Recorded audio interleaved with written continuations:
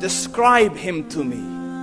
And Muslims, look at the description of your Rasul. And for some, this would be the first time you hear what your Prophet looked like.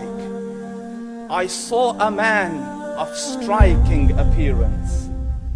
ظاهر الوضاء أبلج الوجه, radiant face, حسن الخلق, beautifully created.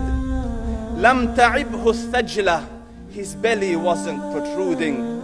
ولم تزر به السعلة, nor was his head disproportionate and small. وسيم قسيم, proportionate and delicate, finely made, a specimen of a creation.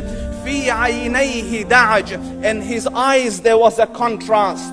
The dark was immensely dark, the white was excessively white. وفي أشفاره وطف, and his eyelashes were long. وفي صوته صهل, and in his voice was a natural echo.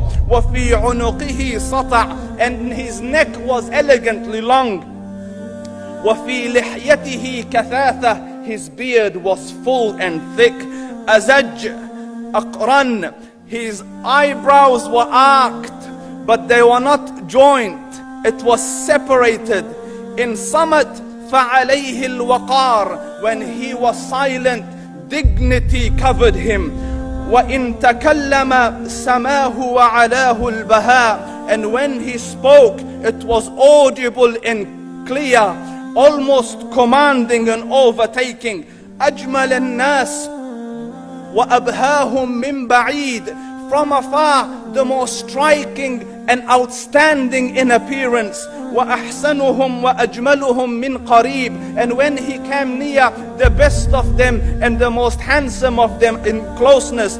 حلو المنطق, so such an exalted and sweet level of logic. Like when he used to speak, it was so coherently logical, it was smooth and easy to understand. فصل لا نزر ولا هذر, he was to the point, not excessive, nor too short. كأن منطقه خرزات نظم يتحدرن, his logic, his utterances, his words were like jewels coming out of a necklace, calculated, polished, one after the other, it would flow magically. ربعة, he was medium in height. Your eye didn't have to strain to look up at him, nor was it tedious to look down at him. He was a comfortable sight to look at. له رفقاء يحفون به, he had friends, the people that were with him, they were working around him to try to serve and protect him. إن قال سمعوا لقوله, when he used to say something, they used to hearken to what he used to say. وإن أمر تبادروا إلى أمره, when he commanded, they used to compete to fulfill the command. This is Muhammad Rasulullah. This is Muhammad Rasulullah. Anas ibn Malik says, he says, I came out one night, it was the full moon night.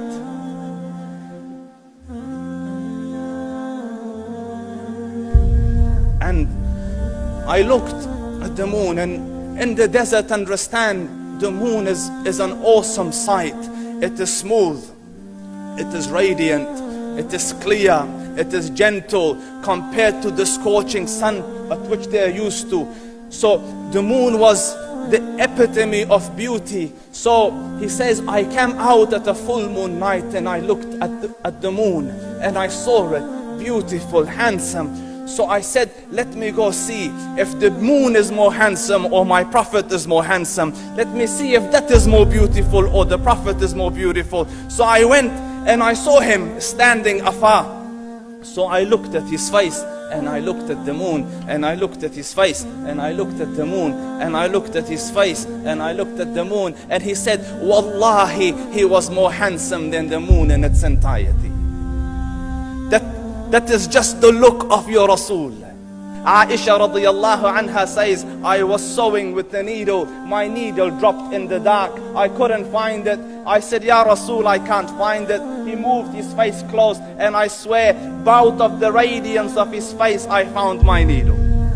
And the Prophet sallallahu alaihi wasallam was mind-bogglingly handsome, but his handsomeness was covered with waqar and jalal and hayba. The Sahaba say, when we used to sit at his feet, two feelings conflicting would come on the heart. The first one, you wanted to look at him. You wanted to behold the majesty of his face.